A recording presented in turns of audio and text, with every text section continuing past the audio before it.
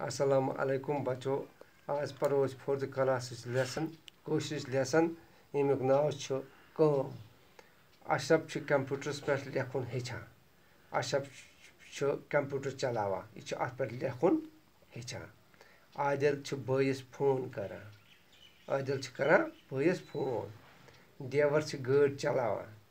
देवर गाड़ी चलावा मम्मी किचनस मज बत रनान मम्मी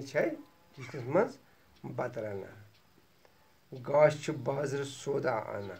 गाश गुमुत बाजार यह सौदा आना दीदी कोकरन फल त्रावान दीदी कोकरन त्रावान फल डैडी बागस सग दिवान डैडी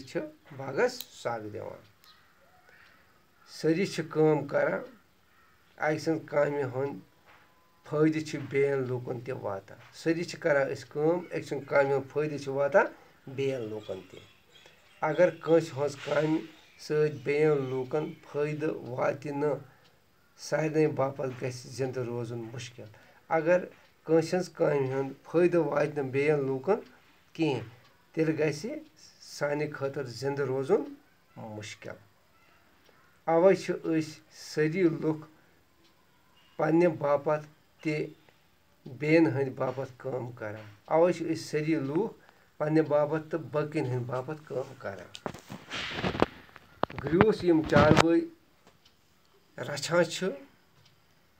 या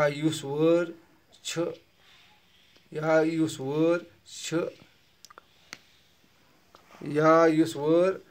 कमावान तम छन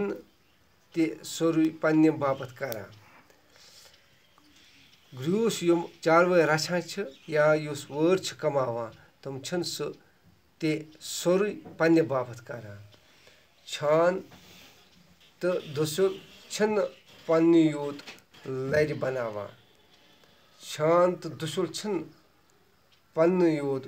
पानस योत लर बनावान डॉक्टर छन पानस योत इलाज करान डॉक्टर छन पानस योत इलाज करान कुर्बान बनावन वोल छन पन्ने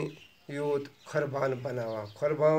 बनावन वोल सह पानस योत कुर्बान बनावान नार छवरावन वोल ते सारने हंद बापत काम करान नार छवरावन वोल यम तम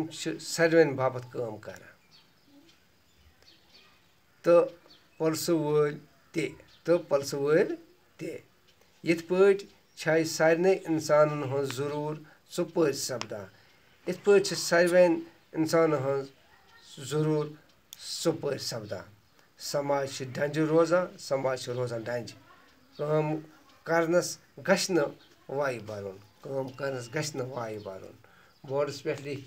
सवाल उमन सद जवाब गसन तुलन बाकी वसलाम।